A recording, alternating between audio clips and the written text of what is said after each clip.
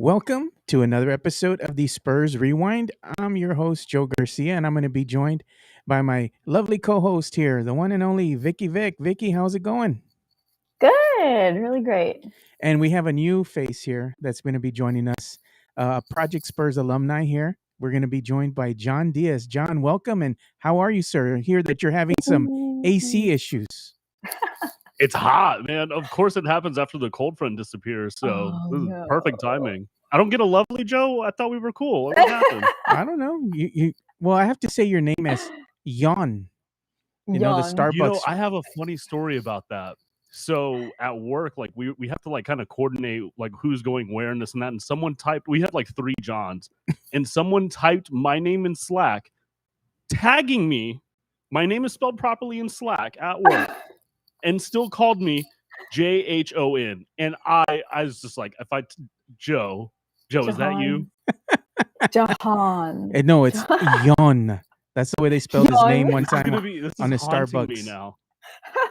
On his Starbucks cup one time. I think it was during the holiday season, and they put Yon on there. Apparently, there's a lot of Jhon is apparently very common. Yeah. What? Yeah, it's so crazy. weird. So he hates that. You know, he hates to be referenced as Yon. So don't do that. Okay. I'll never right. call you Jan. Yeah. But we're very excited to go ahead and kick off the Spurs season 2021-2022 season.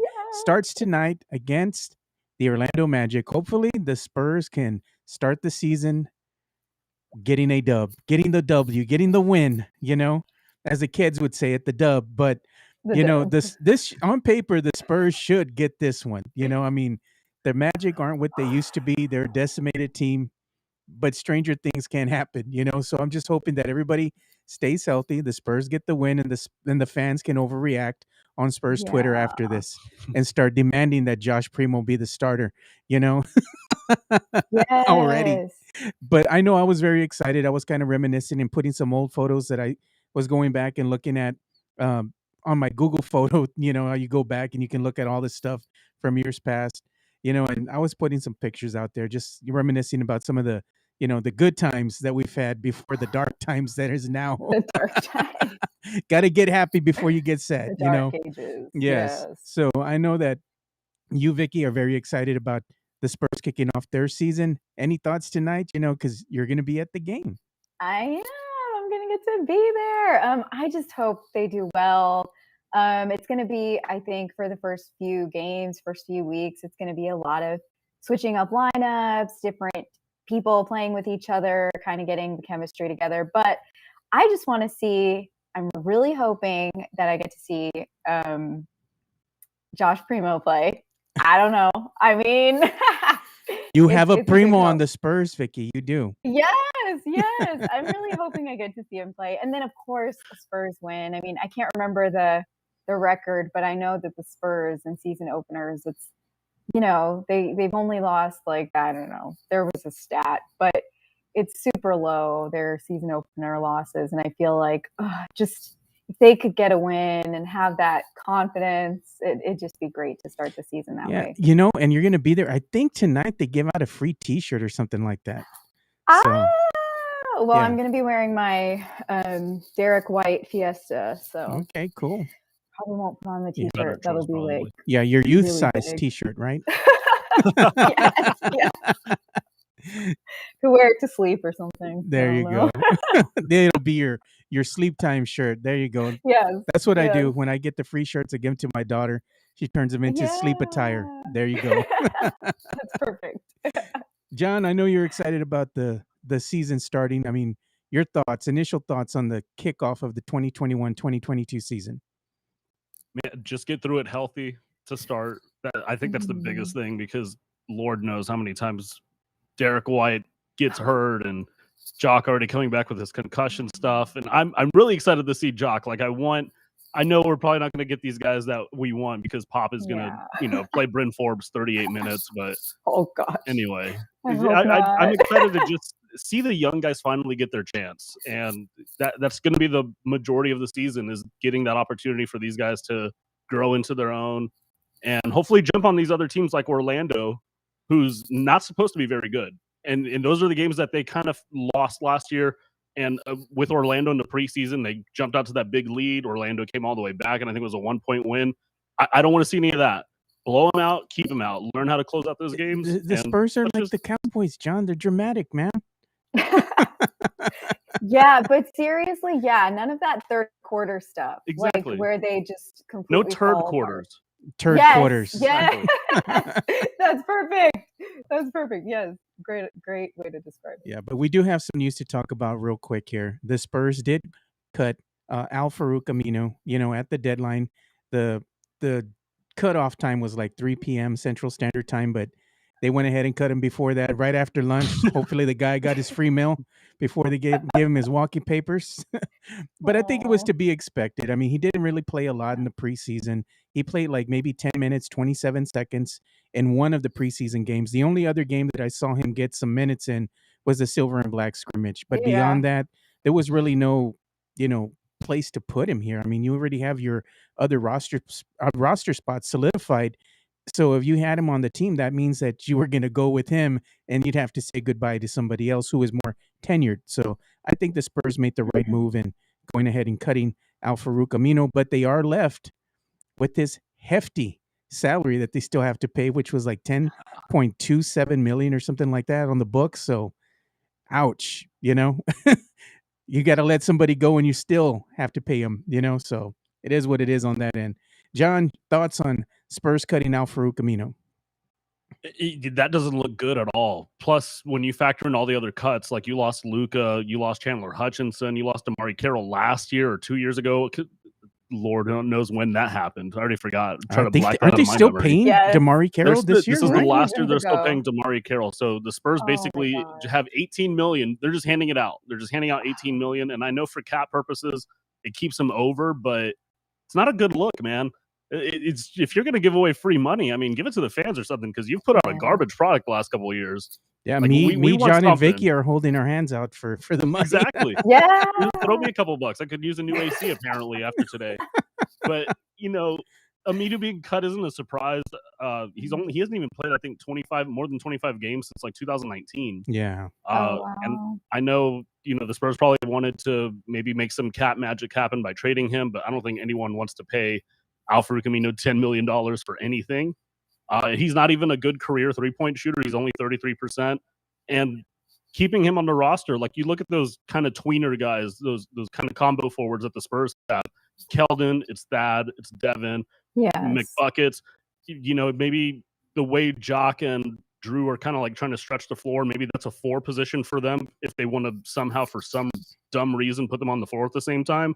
So there's no minutes there unless Pop, wants to be obsessed with the veteran, because we know that's his MO anyway. And thank God that didn't happen. They got rid of him. And, thank you for coming in for a few months. And hey, see you on the other side. Hope you enjoyed the Mexican food, but you got to go. And the money. Yeah, and the money is not a bad parting gift. Exactly. So, Vicky, your thoughts on the Spurs cutting Al Farouk Aminu? I think it was expected to. I think he could have fit. He had some good qualities, but he just basically on the chopping block, he was the easiest to identify. There were just better options. And the Spurs are really going, young. And I think that maybe there were some pros and cons to having him on the team, being a veteran and playing like a true forward position. Because like John was saying, there are a lot of sort of flex positions right now. And I don't know how it's going to look when they put up the starting lineups. I mean, I was thinking about it today. Who's playing power forward? It's just so weird the way the roster is organized. But I think, they weighed their options, definitely. The money is definitely not cool, and it does stick to have that over.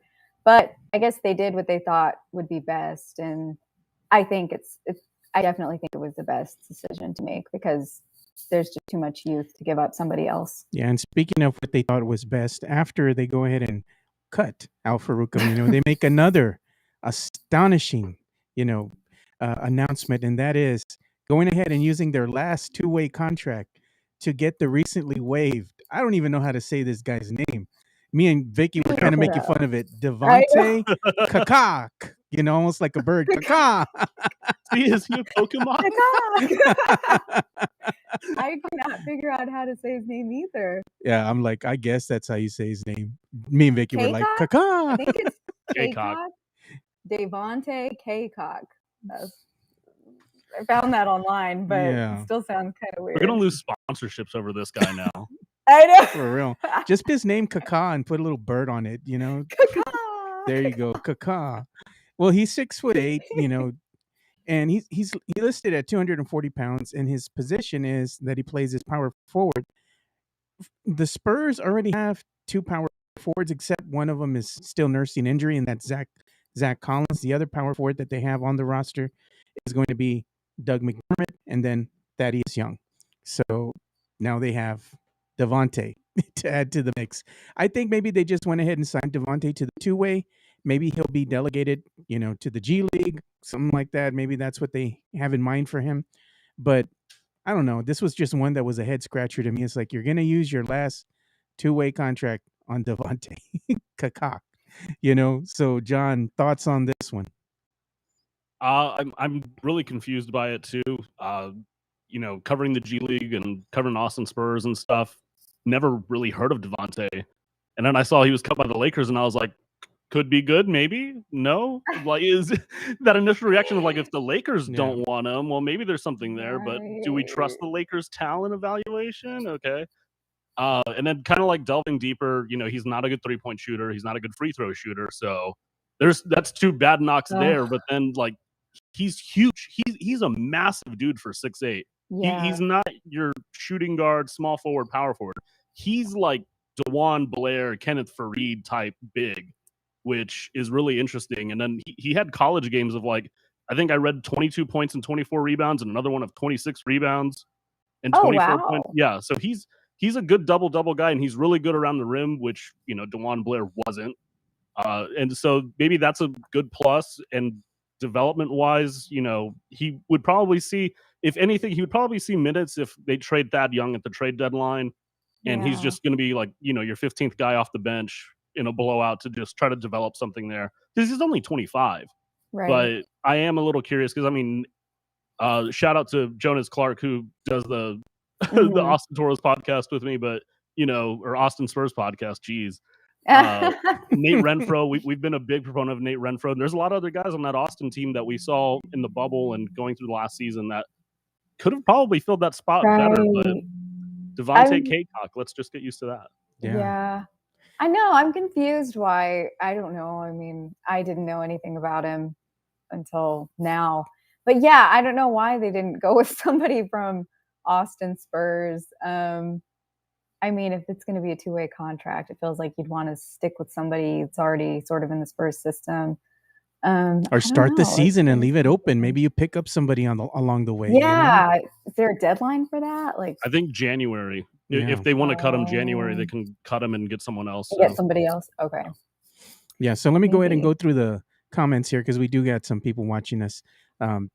We got some people watching us on YouTube, and Eastay Juana is watching us, and they say, "Go Spurs, go!" from Sydney. We have Corey Evans who's watching us, and he says, "Go Spurs, go!" from Brisbane, Australia. We have again EJ Star Juana. He says, "Good day, mate."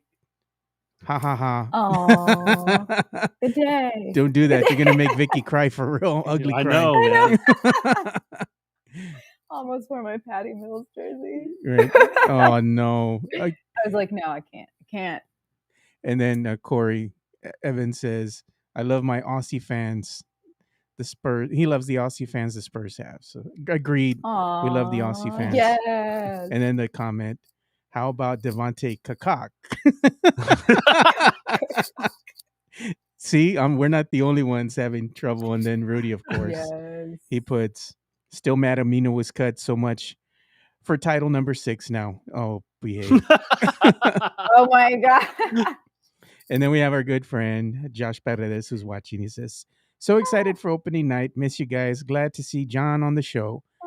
And I just texted I'll Josh. keep the seat warm, Josh. It's okay. Yeah, I texted Josh too before we got on here, and I was like, just checking on him and said, "Hey, we miss you." So we got to catch up with Yes. Josh pretty soon here. Yes. And Rudy says, "This is a family show, Joe. Can't be using that word." He's talking about Devontae. And then I mean, yeah. then we have the boss How man are they? here, Michael De Leon. He says, "Oh my God, it's the internet's John Diaz from that awesome Spurs Whoa. draft react video." I don't want to talk about that after Primo's preseason, man. We're gonna have to delete that one off the YouTube channel in a couple of years. I think. No, it's gonna age very well or very bad. We still got to give it a season or two. Got to give it a season or two. But we're gonna go ahead and move on now. We're gonna talk about us giving some of our predictions for the upcoming Spurs season. Now, we know that the Spurs don't have a bona fide star this season, but they still have some pieces out there that are going to compete. The team looked great in preseason play. One thing that you noticed right away was the uptick in the pace. The defense got a lot better. So they're going to be competitive. Is it going to translate to a ton of wins? Probably not. Let's be realistic.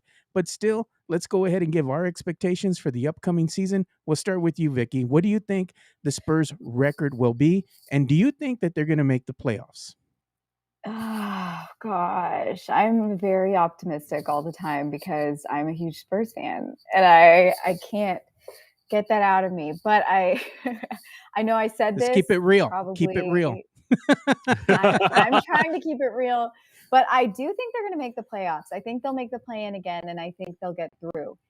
I also think that they will have a record of like 35, 37 wins or something. Wait. I'm trying to think what that Carry would the mean one with minus the losses. two. No, I think they could break the 40s. I don't know. I mean, I hope they have a playoff season.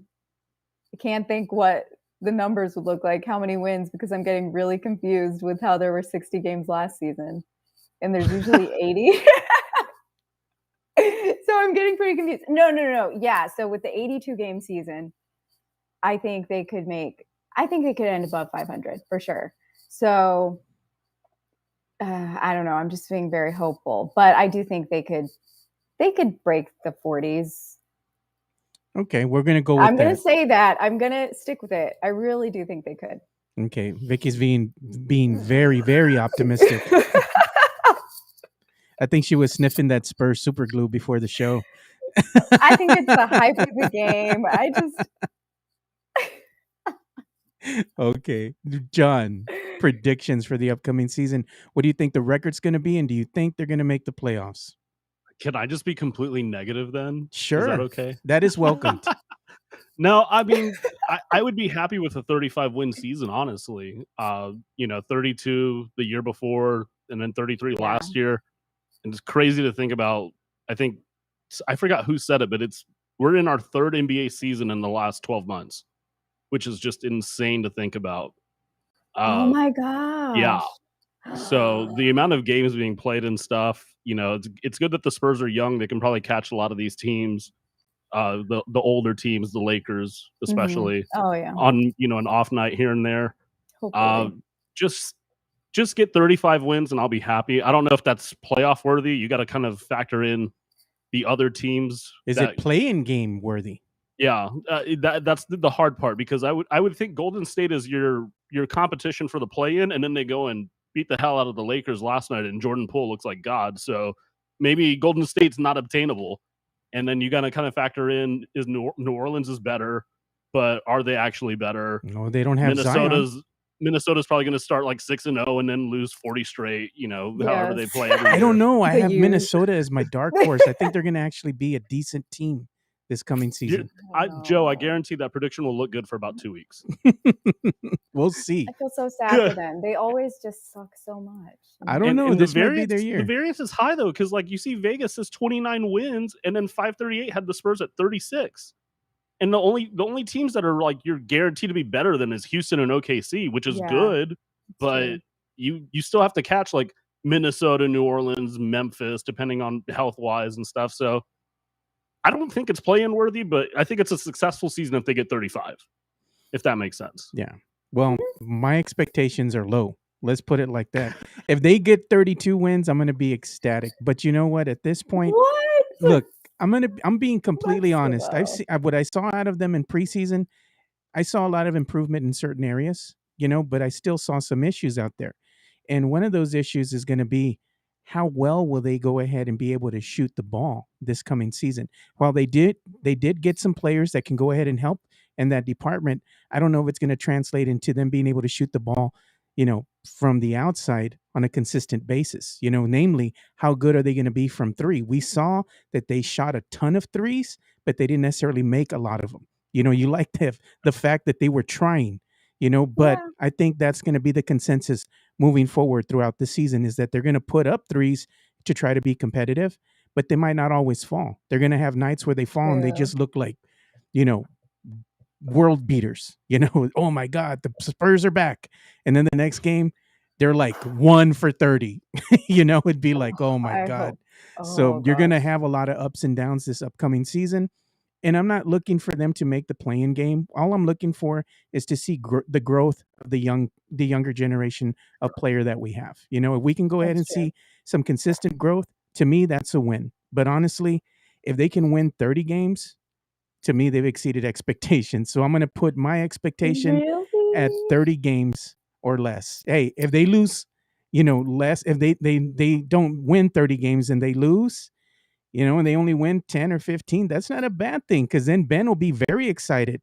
He can actually write about a top 5, maybe top 6 pick, and that could actually help the Yes. team. So it's not a I bad think thing. All I'm saying is I'm just I going to think enjoy the at season for least what it is. at least I do think they're going to improve on last year. I really do. Even without DeMar, I think they'll improve on last year. Okay, so we're going to go around the horn here. We're going to start off with you, John. What player on this current roster has the most to prove going into this upcoming season? Oh, Lonnie Walker for sure. Lonnie has everything to prove, and now he has a contract to play for. Him being, he's technically not the first Spur to, one of the first rounders from these young guys to not get his extension because they shipped Luka to New York and said, just get the hell out of here. But he hasn't shown that he's worth paying. And Mhm. granted, like the career high 11 points, and he still shot 42% last year, but you've got this line of guards that they drafted, and Lonnie's still the most inconsistent one. Like, if you try to go look at Lonnie Walker highlights, the biggest thing is still that game against the Rockets, and we haven't really seen Right. a lot since. I'd want to see defense. I want to see that consistency around the rim. I want to see him take advantage of Patty missing shots. The Patty shots are gone, DeMar shots are gone. Someone has to fill that role. And the Mhm. problem with him is, like, if Derek White's healthy, those shots are going to be going to Derek, and Keldon's going to be looking for his. And you've got to see that second year growth out of Devin Vassell. And Yeah. that's going to eat into Lonnie more. So he has to be aggressive. If he wants the money and he wants that, everything he talks about, I love him. And he's great for San Antonio as a community, but prove it for the team. If you're going to be that guy, this is the year for it. And we'll know right away if it's ready there for him or not. What about you, Vicky? Who do you think has the most to prove on this roster for the upcoming season? I completely agree. It's Lonnie. Before, I don't know. I mean, I would have said probably Luka and Lonnie, but now definitely Lonnie. I think he's got the most proof for every single reason. John really hit the nail on the head. I mean, he hasn't shown what he can do, or I guess what is expected he can do on a consistent basis. And he'll have like these, really great moments here and there, but it's never like strung together. And it's nothing that I think, he should be like one of the Spurs top 4 players. Or yeah, like he really is like top 4. He should be on a consistent basis, getting those points, making the threes, because he's one of the best 3-point shooters on the roster. And he's got a lot of potential. I don't know. I think he's not lazy or anything, but I think he's timid and he needs to get over that. I want to see kind of like the transition of DeJounte that one year, like he just went one year to the next where it was like, oh, wow, cool. he's here, like he wants to play and lead. So hopefully we'll see that from him. But yeah, I really think he's probably the only player that has something to prove, really. But I do think we'll see breakouts from other players in addition to him. Hoping Keldon has a really big breakout year, but I don't know. Yeah, my consensus about Lonnie is I think the Spurs went ahead and sent a clear message to him. They did not extend him. The deadline came and went, and basically they're putting the ball in his court and telling him, "You want us to give you an extension? Prove it. Prove that you're Yeah. worthy of it." Because thus far, all he's shown is a lot of inconsistency, and he's always been the biggest enigma on this team. We don't really know what he is, where he fits. There's a lot of unanswered questions about Lonnie. While his athletic ability is through the roof, I mean, the kid looks great when he's out there in the open court, jumping up there. His missed dunks, his missed layups are all spectacular. Yeah, You know, yeah, but some of the best mistakes ever. but he needs to go ahead and translate that into actually connecting on those opportunities. I think a lot of times maybe he's just getting in his own head. Maybe sometimes it's just as easy as that, finding your center, being really focused out there on the court. I think he gets really hard on himself. I think really at the end of the day, that's it. No matter how hard we can be on him, I'm sure that he's his biggest critic. So I'm really rooting for the kid. I love what he does for the community. He's a great individual, great human. I would like to see him do well and stay with the San Antonio Spurs. So I'm rooting for you, Lonnie. You got the most to prove, but I know he can do it. So I'm going to send the positive vibe out there to him. And you all be nice to Lonnie. Don't be going at him after every game. I love Lonnie. And so John said it too. He means a lot to the community. And he does. He is like one of those fan favorites. And we all want him to succeed. I don't see the Spurs fans ever really coming down on Lonnie like they did with Bryn Forbes.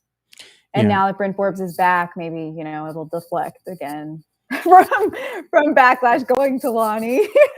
Vicky just gave us her breakout player as well as her player who had the most to prove this year, because she's like, my breakout player is going to be Keldon Johnson. So I'm like, okay, well, I don't have. Oh shoot! Sorry, I don't have to go to her. So John, I'm going to ask another one. I'm going to ask you, John, who do you think is going to have a breakout season? I think it's Devin Vassell. And that's the other thing I think about Lonnie is like he's got to worry about Devin. Devin has every tool to take his cookies and take his job and take his money. Mm-hmm. And if I were the Spurs, every time that there's not a game going, I'm locking Devin Vassell in just a little box like from you, and it's going to be showing nothing but Jason Tatum highlights and just saying turn into that, because he has that potential. And if he grows a couple inches like Jason Tatum did, then game over. That's the guy that looks like I'm gonna tell on myself here. I think Devin Vassell has the most superstar potential out of the rooks. That's not Josh Primo. Nice. I'd have to agree with John. And I think this is his year for him. And if he can kind of develop, I remember when we did the draft interview with him, and he didn't mention that he kind of worked out with the Spurs or anything, but he was like, I see myself as a shooting guard, but if he can get comfortable being a 3 and 4, then that's huge. And that's exactly what the Spurs need. So he's my breakout 100%. Yeah, my breakout is going to be the OG. I think it's long overdue, and I think this is going to be his year. So I'm going to actually pick DeJounte Murray. I think DeJounte Murray is going to have a fantastic year in order for this Spurs squad to even start flirting with the play-in game. I think he's really going to take on that leadership role. I think he's going to find a way to be more consistent, and he's going to be that go-to person that the Spurs need this coming season. So the person that I'm picking to have a breakout season to me is going to be DeJounte Murray. It has to be, because I think as DeJounte goes, the Spurs go. He's going to be the engine behind everything. Mm-hmm. So keep a close eye on DeJounte. And we'll go with you, Vicky, too. Who's your second breakout player? My second? Well, it's kind of a confusing one, but I think Derek White will have a breakout season if he can stay healthy. And I'm saying that because everybody talks about those bubble games and his first few games of last season. But then that's it. That's all we've gotten to see of him, really. And if he can be healthy, be on the court for the majority of the season, I think that he's going to really blow a lot more like out of Yeah. the water because he's super talented. I think he's probably the most underrated Spur. And I just really hope he stays healthy. I really, really want him to do well because I think he's the key to the Spurs' success. Yeah. Having a healthy Derek White. We do have some comments, and one of them is by our friend Josh Perez. He says, "Geez, I leave the show, and Vicky has a math breakdown." I did. I was like, wait a second. I feel One like plus that meme one. of 1+1. that meme of Winona Ryder when she's like, or And GIF or whatever it is. yeah. Oh my god. And then Michael, I got to put it on again. Michael says, "See what happens when you leave, Josh. We can't handle it."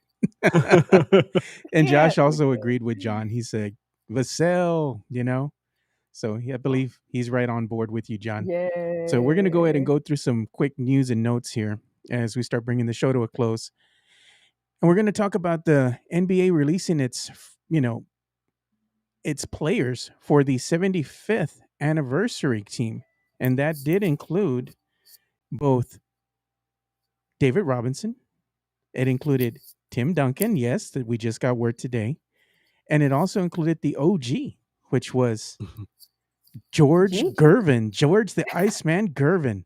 So my thing is, will they also include at some point, do you think Tony and Manu will go ahead and crack that as well? Get into the 75th anniversary team? We'll start with you, John. I'm curious. I haven't looked at the whole 50 or whatever they've released. I think it's 50 so far. They released the first 25. I think they're going to release the second list of the next 25 players tonight. Okay, so I'm curious to see if they, because I'm old enough to remember that 50-year-old celebration, which was awesome. So I wonder if they've taken anyone off of that list to get to 75. Because if so, then I would hope at least Manu or Tony would be on there. Just give me one and I'll be happy. But it's hard when you think about if they keep that original 50 and then just add 25 guys to it.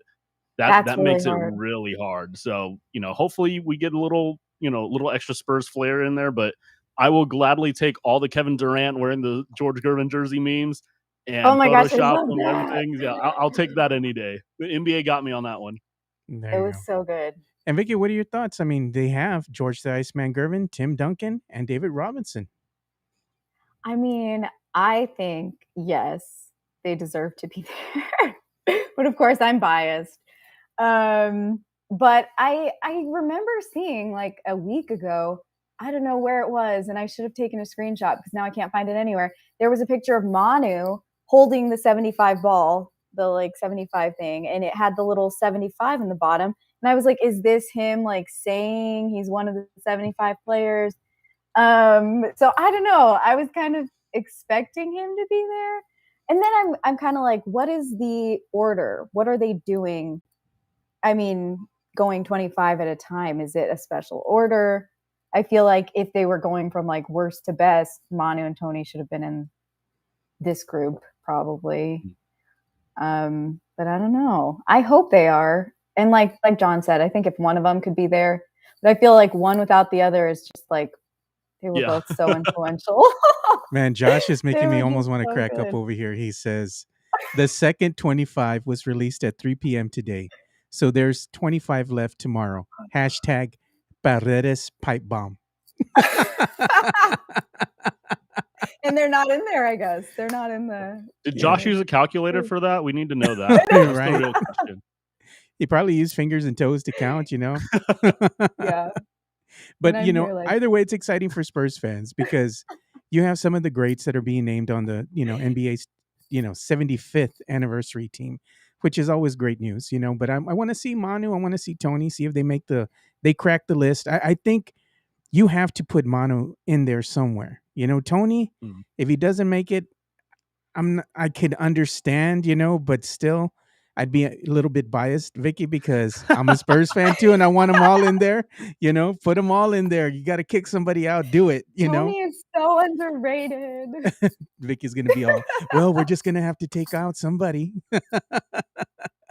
Yep. So I'm gonna John go. Stockton. Hey, Just kidding. there you go. I love John Stockton. So we're gonna go ahead and in closing here, we're gonna have a reaction, and the Spurs started a new hashtag. I know. And I'm going to start with Oh. John because I know John always has a lot to say about these hashtags. So the original hashtag, and it's still good, it's still valid. They just added a new one. Hashtag Go Spurs Go. Everybody's used it for years. Then the Spurs announced that they're going to release a new hashtag. Hashtag Por Vida. You know, in other words, it means for life. Spurs fan for life, you know. And when you use that, it has a little emoji next to it that has the spur with the Fiesta colored stripes. Nice touch, Spurs. I like it. But John, you a fan of this or you're not a fan of this? I'm not gonna lie. When I saw that this morning, my first initial pure reaction was, "Who the hell cares?"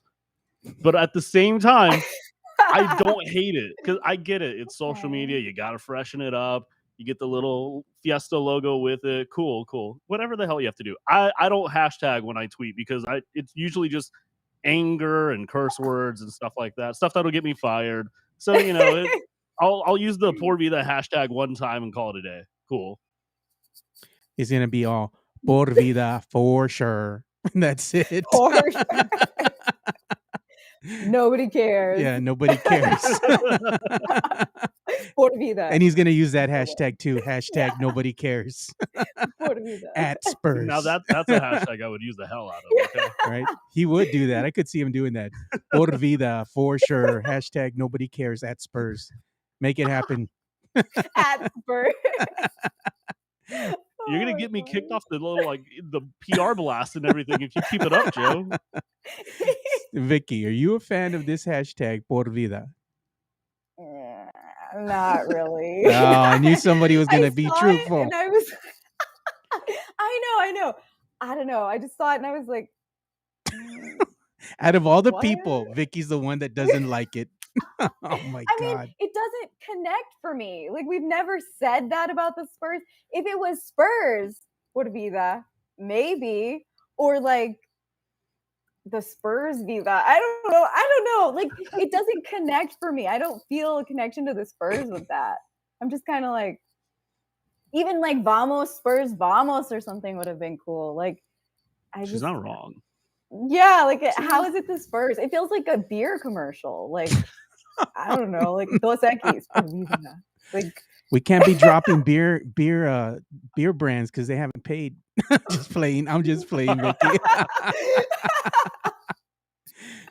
So I should have said your beer brand. Right. There you go. So here we go. We're gonna go ahead and start bringing the show to a close now. Because You didn't Vicky, say what you think though. oh, what I think? I don't mind. I mean, I thought it was okay. You know, it's for the fans. I get it. You know, Por Vida. I'll probably use it. I'll use Someone it. got paid a ton of money to come up with that stupid hashtag. I'll just say that. I could have given them that for free. Just give me season tickets. You know. Same. They could have done Hire something me. else, like they could have done Spurs Raza or something like that. You know. Yeah. Like make it mean something to the peoples. You know, especially the ones that are up there in the fan zone. That's where the diehards are at. They're in the cheap seats in the fan zone. They're not in the lower bowl because nobody wears the damn t-shirts. Let's be real now. You know, they're too busy looking good, getting their wine and whatnot. No, man. Do it for the gente. Yeah. You know? Yes. So give us a tip as we go ahead and bring things to a close here. We'll start with you, Vicky. How are you going to survive Spurs Twitter this upcoming season? Give the fans a tip on how to survive Spurs Twitter. Count to 10 before responding, before tweeting something that maybe is going to be, you know, controversial or mean-hearted. Count to 10 and think about it. Does it need to be said? Probably like 95% of what people say, even myself, doesn't need to be said. Or would you say that in person to another individual? Yes, face to would face? you say that to someone's face? If not, don't do it. There you go. That's my little good vibes thing. What about you, John? How are you going to survive Spurs Twitter? Give us a tip. Alcohol. Oh man.